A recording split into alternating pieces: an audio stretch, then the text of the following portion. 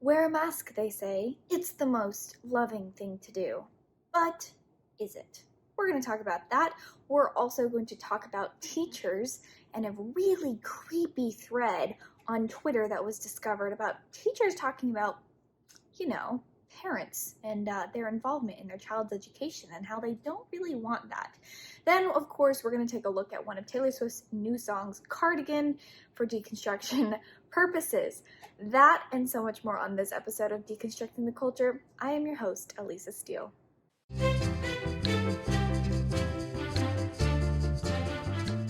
Welcome to this episode of Deconstructing the Culture. You know what to do, and what I'm about to tell you, you already know it in your heart and soul that this is the right thing to do. So why haven't you done it already? And that is to subscribe on YouTube, to subscribe on iTunes, to go and leave a 5-star review wherever it is you are listening, and then make our friendship official on Facebook.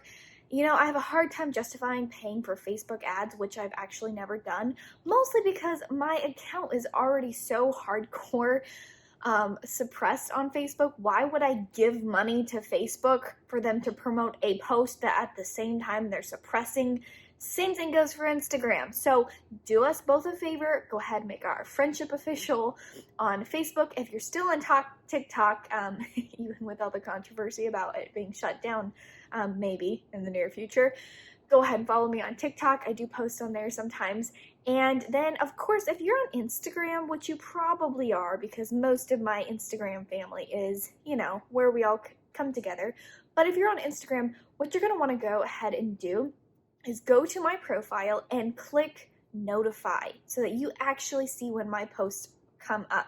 I post between 3 and 6 times a week, so not that often. I'm not going to spam your feed with 6 posts in one day, but at the same time, not going to lie, I've been seriously shadow banned by Instagram, especially after that one video of the doctors talking about alternative COVID potential cures. Instagram deleted that video, and then they decided to send me to Instagram jail, so my posts are really, really being very much shadow banned and shut down right now, and they're not allowing me to use hashtags, which really sucks because that is one of the main ways that I can actually organically grow. So all that to say, please go ahead and hit notify for Instagram posts, and then while you're at it, just to kind of boost the feed so that Instagram knows you're actually interested in what I'm posting, then you're gonna go ahead and just like the last 7 posts that I've, as long as saying that you agree with them. Obviously, if you don't agree with it, don't worry about it. But if you like my content, please go through and like a few posts and leave some comments so that Instagram knows.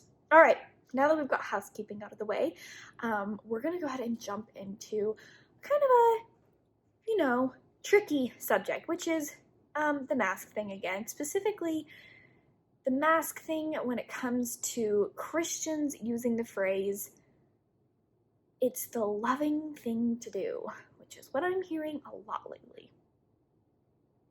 Okay, real quick. I did not plan on talking about this, but I have recently, in the last couple of months, learned the very real sensation of what pregnant women mean by lightning crotch.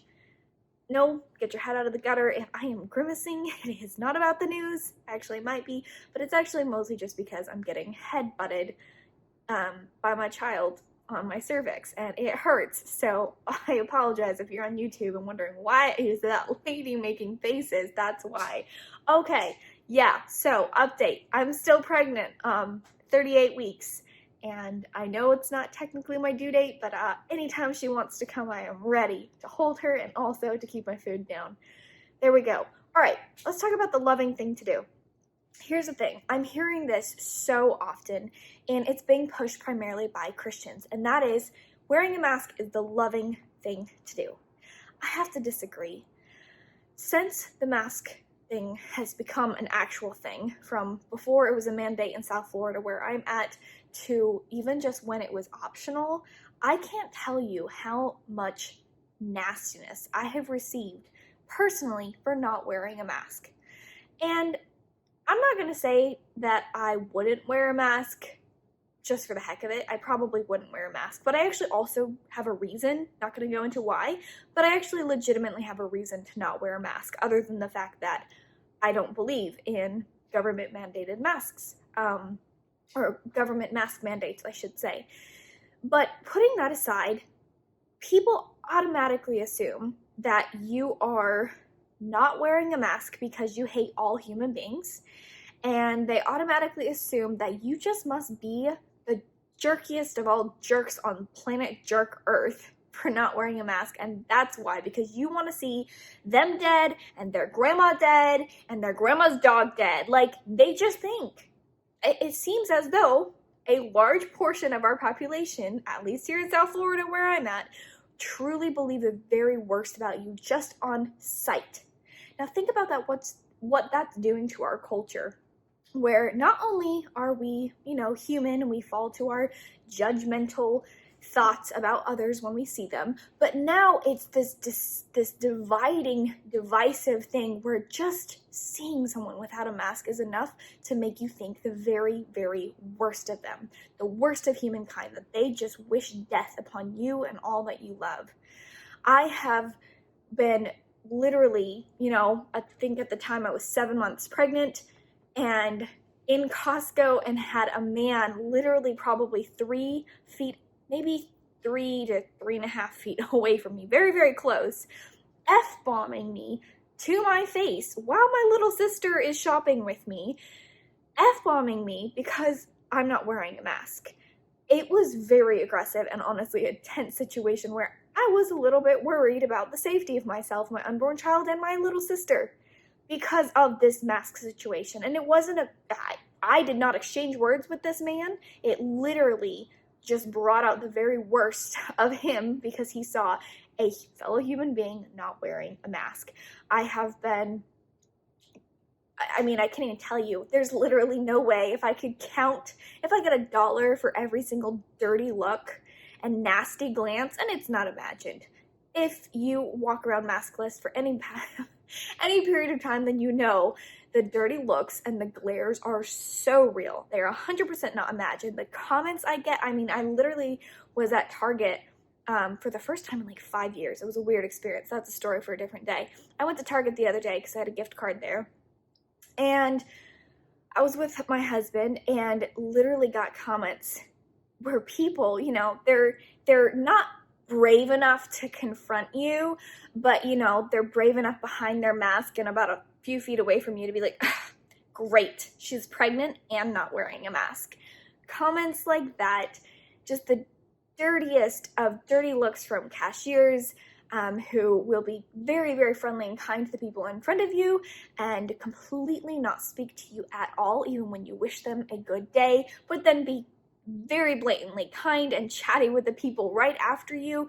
It is nasty. All this to say, we are creating a culture in which friendliness is basically forbidden unless you 100% look and dress and act just like people want you to, with the masks.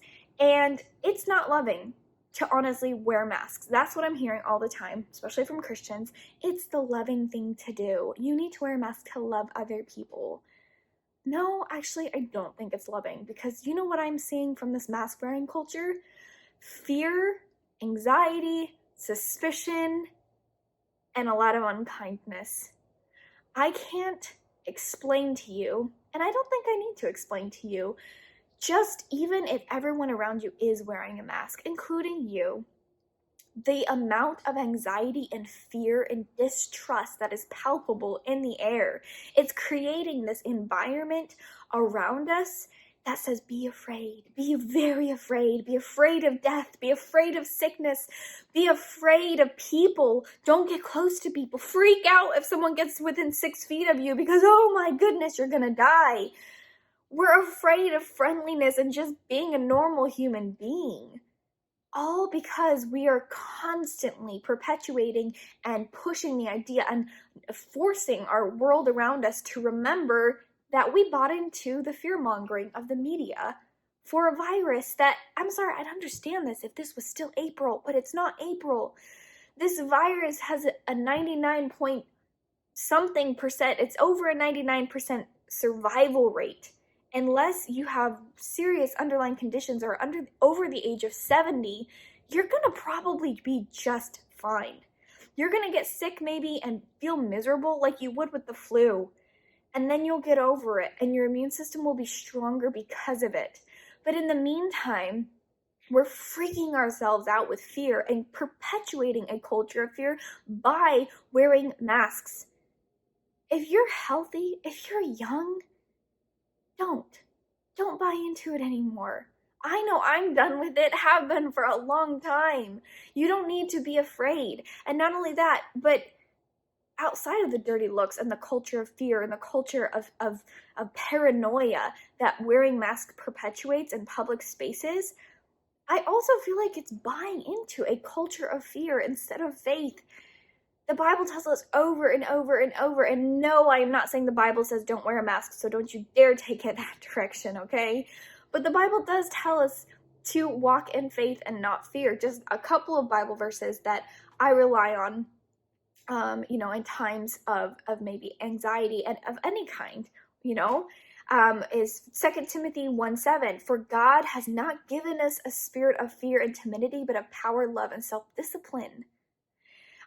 Psalms 27:1 says, the Lord is my light and my salvation. Whom shall I fear? The Lord is the stronghold of my life. Of whom shall I be afraid? John 14:27, peace I leave with you, my peace I give you. I do not give to you as the world gives to you. Do not let your hearts be troubled and do not be afraid. Deuteronomy 31:6 says, so be strong and courageous. Do not be afraid and do not panic before them, for the Lord your God will personally go ahead of you. He will neither fail you nor abandon you. I'm sorry, but I'm not going to buy into the fear-mongering. And I don't think you should either. I think that if you are truly sick or elderly, then yes, take precautions. But the rest of the world, or at least the rest of our country, doesn't need to walk around in fear of a virus with an over a 99% survival rate. It's time to wake up from the nightmare of fear. Look forward to each day, seeking the good, looking for the good, smiling at your neighbor without a face covering so we can actually see each other's smiles for real. And stop walking in fear, but walk in faith. Okay, we have the data, we have the evidence now. We don't need to be afraid. And more than that, we have God's word, and that says don't be afraid. Stop living in a fear bubble. All right, now before I continue on to talk about teachers openly fretting that parents might hear them brainwashing their children, we're going to go ahead and ask you to take a moment, subscribe, leave a review, 5-star review preferably, and go ahead on Instagram and click notifications so that you are notified when new posts come out. All right, this is actually a piece that I'd actually been talking about the same thing more and more recently about actually how good it could be that public schools aren't opening up again. And I know a lot of you are like, oh, yes, but Lisa, but what about the single mom who has to have public school to do X, Y, and Z or whatever? I get it. There's complications, huge complications with our school system not opening up immediately this fall. But honestly, the silver lining and the social structural good that it could do for our families and communities and parents and for children is so huge that I kind of want to just take a minute to, look at this. I talked about that a little bit in one of the last couple episodes I did about teachers basically coming out and saying that they're not essential, and I'm kind of agreeing with them. Public school teachers aren't necessarily essential, but what would be great is if, since schools aren't opening and since, our taxpayer dollars aren't being used the way that we were told that they were going to be used, that money should go back to the taxpayers, even if you don't have kids, because, that money's yours. And then if you do have kids, then you can use that money to follow your student to educational option of yours and your child's choice and preference. So to hear more about that, listen to that episode. I think it's honestly could be super great. But something that's really creepy that came out on Twitter is this thread, and Matt Walsh was talking about it, and so I'm going to read you some of his writing, which I think is really spot on. Is a teacher recently fretted out loud on their virtual class that having virtual classes might allow parents to hear him brainwashing their kids. Now, he didn't say it quite like that, but Matthew R. Kay, an educator and author of the book on quote, how to lead meaningful race conversations in the classroom, worried that conservative parents would be able to interfere with the messy work of indoctrinating children into critical race theory, gender theory, and other left-wing dogmas. So here's the thread, which has actually since been set to private. So people took screenshots. Thank the Lord for the internet and screenshots. That can actually be a double-edged sword, but so here it is, quote, so this fall, virtual class discussions will have many potential spectators, parents, siblings, etc. in the same room. We'll never be quite sure who is overhearing the discourse. What does this do for our equality and inclusion work? How much have students depended on the somewhat secure barriers of our physical classrooms to encourage vulnerability?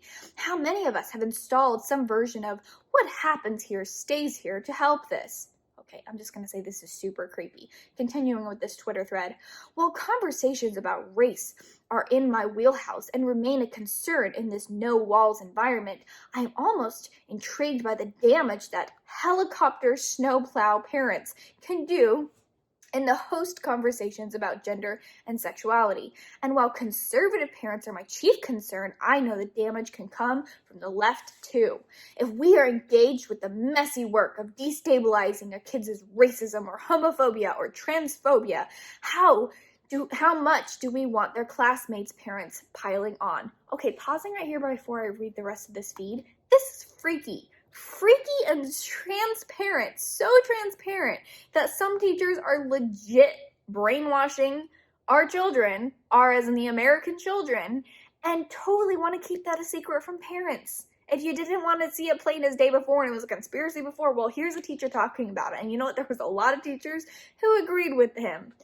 I mean, seriously, the fact that they would talk about the fact that it's messy work of destabilizing a kid's racism, homophobia, or transphobia, no, translate that to decent, level-headed parents teaching their children, your race doesn't determine what you can do in this world. Your hard work does. You live in the freest country in America. Or, you know what? God created men and women, and if you have transgender feelings, then let's talk about those and address those, because God doesn't make mistakes, and science says that there are men and women.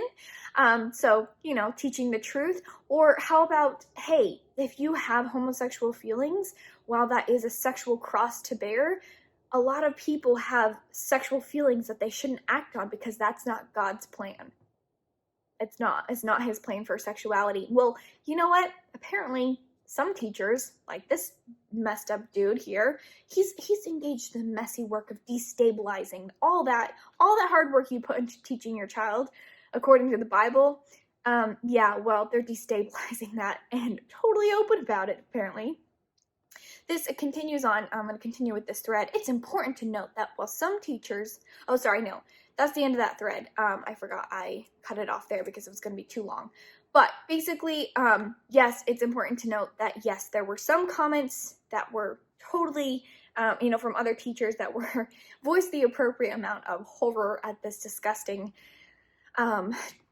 Twitter thread. Other people actually did chime in. Other teachers chimed in on sharing their own strategies for brainwashing during the pandemic. One teacher said she'd also been thinking about the problem Kay described and decided she'd ask students about their preferred pronouns via survey, though she still worries that caregivers might see it and learn something about their children they weren't supposed to know. Oh, so teachers are supposed to know more about their students than parents? What kind of twisted thinking is that?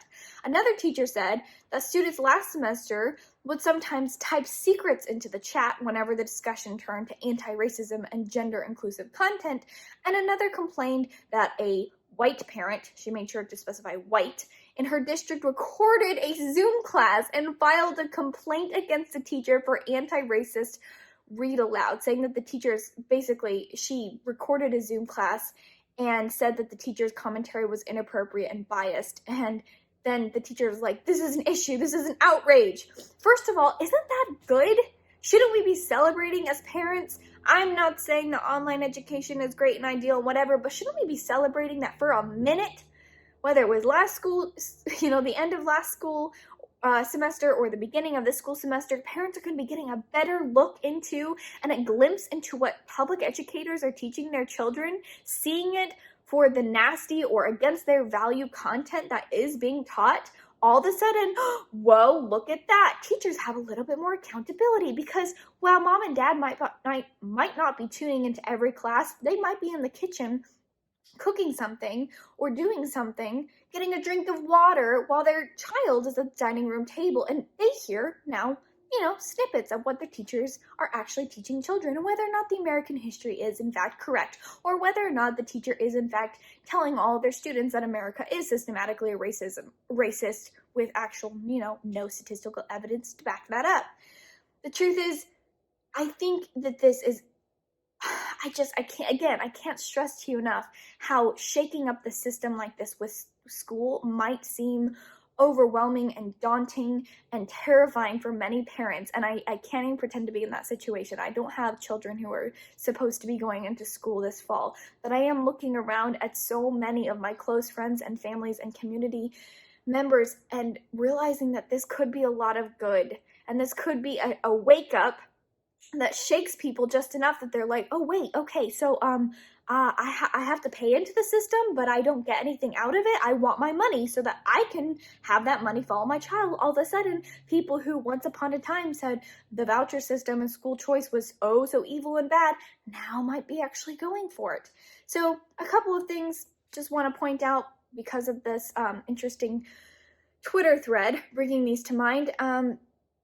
The classroom and teachers, they're not safe places for children. That's not the point of a classroom. The classroom is to learn facts, reading, writing, arithmetic, science, basic facts. It's not for opening up. It's not a safe place. It's not a place to be vulnerable or discuss sexuality. The thing is also these same educators who are saying that this is a place for children to open up about their sexuality and be vulnerable, they're also saying that schools have this huge problem with bullying. Okay, yeah, which they do. So don't tell me that this is a vulnerable place for students. And then also, I just want to say, these teachers who want to talk about children's sexuality with them and then keep it a secret from parents comes across a lot like sexual predators. And I'm sorry, warning signals should be going off. That's disgusting. This is not appropriate. Teachers are not supposed to be counselors. They're not supposed to be therapists. They are not supposed to do anything except teach facts. All the rest of it, that's what parents are for. And I think, honestly, one of the best things that could come out of coronavirus is a better connection with the family and parent-child relationships. End of story. Children, they belong to their parents, not the school system, not the government. They're not wards of the state. All right. Now, let's go ahead and deconstruct Cardigan, one of Taylor Swift's new songs. Now, I haven't at first when Taylor Swift came out with her album, I was going to go through and deconstruct some, but I wanted to see which songs actually rose to the top so we can talk about the ones that you probably might have heard already. So Cardigan is one that should definitely jump those charts. So here's some of the lyrics. Vintage tee, brand new phone, high heels on cobblestones. I just want to point out this is not important. But are you a woman? Have you ever worn high heels on cobblestones? Because it sucks. Chances are you're gonna probably ruin your shoe and maybe break your face when you trip. That's all. Anyways, she says, when you are young, they assume you know nothing. Okay, so first of all, Taylor Swift, you're past the age of 30. And I get, yeah, that's still pretty young. But what makes you young and what makes people think you know nothing is because you act like you know nothing and you act really young. Quite frankly, Taylor Swift seems to be caught in this perpetual spin cycle of being 16 and brainless, quite frankly, and supporting Bernie Sanders and really crazy leftist ideology tells us everything we need to know about whether or not you know stuff, and it really has nothing to do with your age. So, yeah, we're assuming that you know nothing, not because you're young, Taylor, but because you don't know anything. Just thought I'd clarify, in case you were, because this seems to be a line that she repeats a lot. When you are young, they assume you know nothing. Well, Taylor, wisdom doesn't always come with age.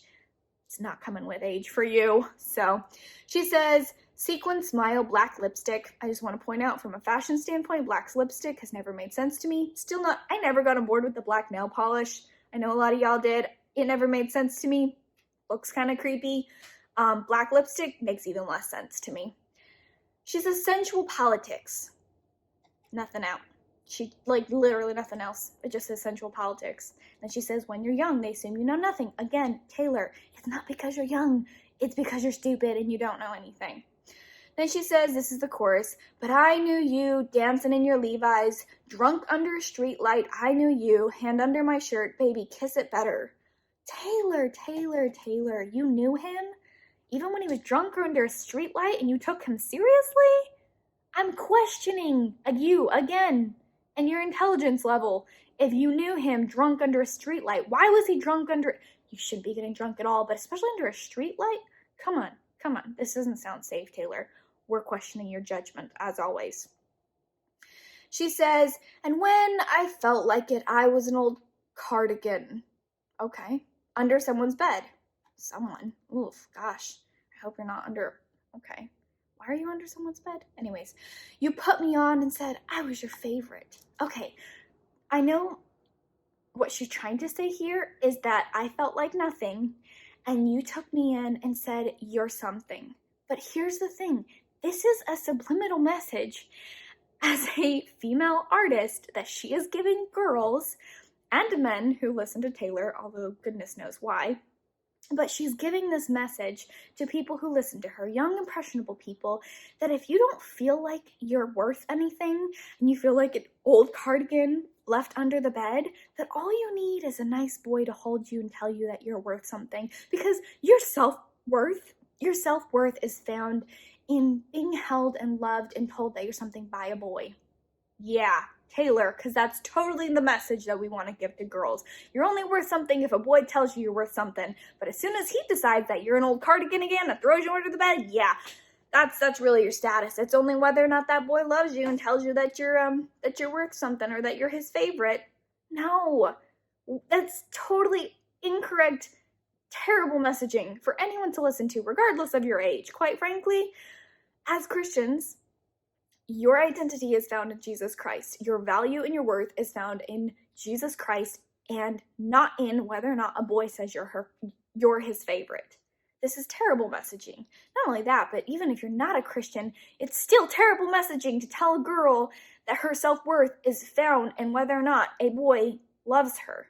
That's just not right, and it's truly a terrible making of a relationship, much less a marriage. Another verse says, a friend to all is a friend to none. Chase two girls, lose the one. You should not be chasing two girls. That sounds like a terrible recipe for disaster. When you are young, they assume you know nothing. Chorus, but I knew you. Playing hide and seek. Give me your weekends. I knew you. Your heartbeat on the high line. Once in 20 lifetimes. And when I felt like I was an old cardigan under someone's bed, you put me on and said I was your favorite. Again, finding self-worth with a boy. To kiss in cars and downtown bars was all we needed. All you needed was to kiss in cars and downtown bars? Honey, that's a terrible basis for a relationship. Why are you telling women or men that to kiss in cars and downtown bars is all you needed? No, what you needed, girl, was values in common. Do you have a faith in common? Are your politics in common? Because politics intertwine very deeply with religion. Are you going to raise your children the same? Do you even both want children? No, that's not all you need. You don't need to just kiss in cars and downtown bars. That's a terrible, terrible foundation for a relationship. You drew stars around my scars, but now I'm bleeding.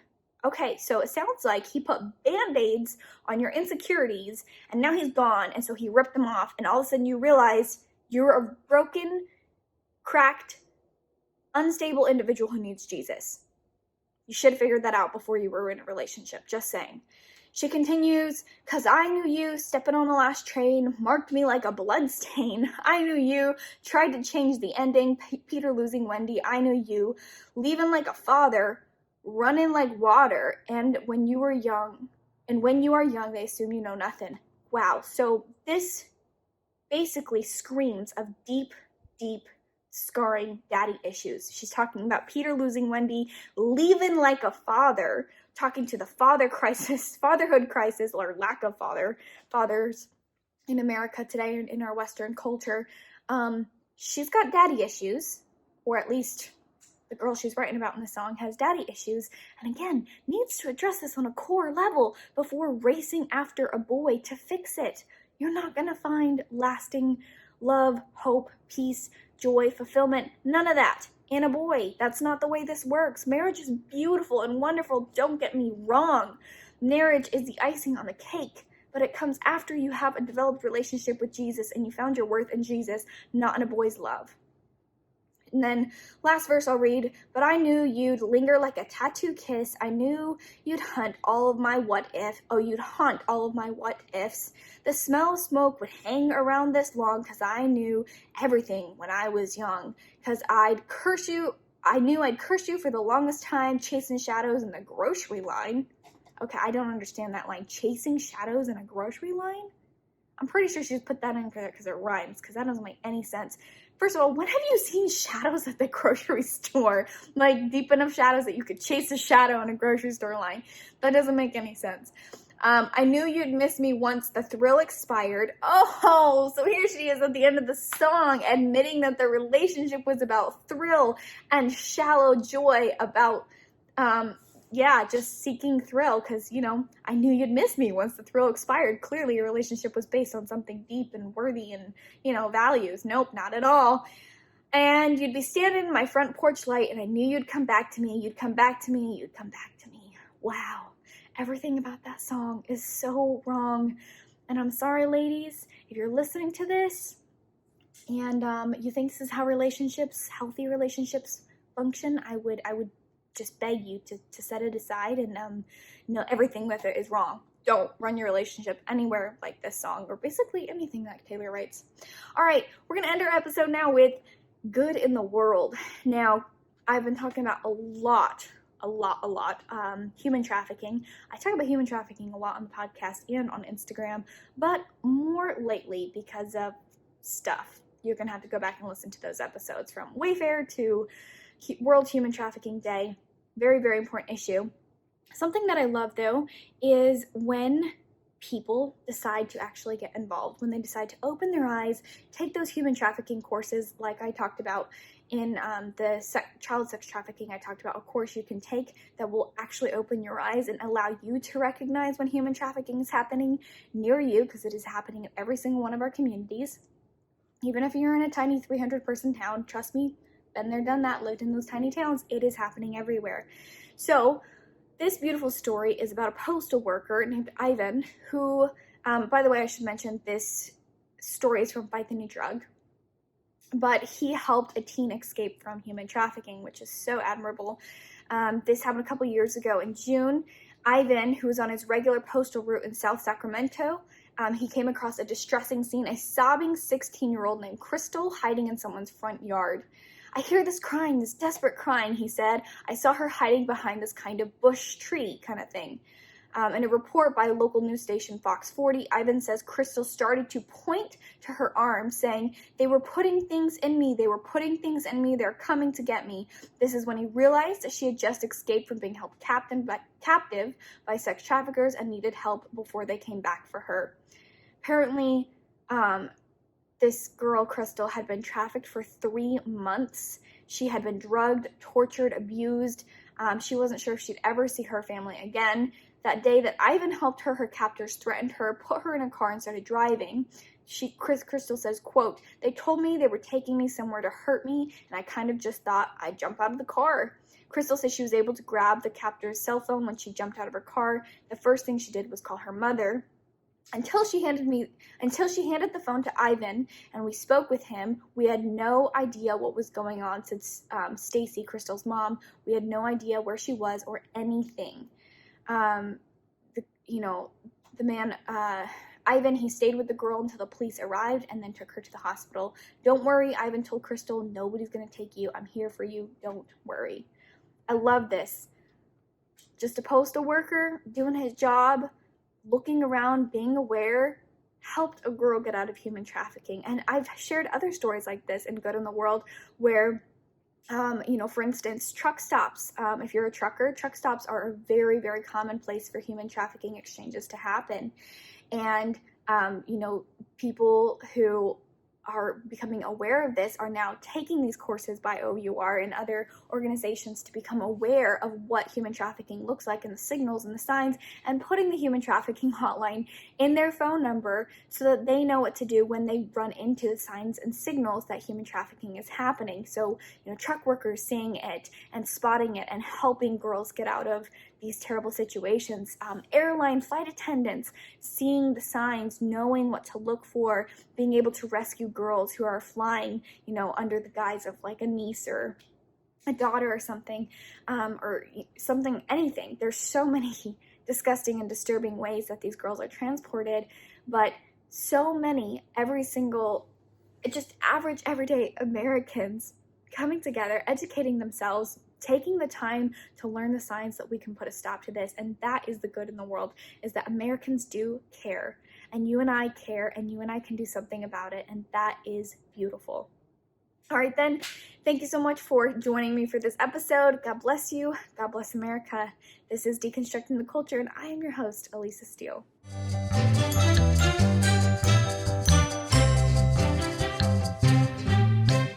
Hey friends, thanks so much for joining. It truly means a lot. Here I am for another episode, and I'm so happy I get to be here. You might see me for the next couple weeks, you might not, just depends on when Baby Steele gets here. But in the meantime, I will be, even when I go on a short break from podcasting right after baby is born, I will continue to post on Instagram, both in stories and on my timeline. So please go ahead and follow me on Instagram to stay connected, and be sure to hit notify so that Instagram will stop shadow banning me. All right, thank you. See you later.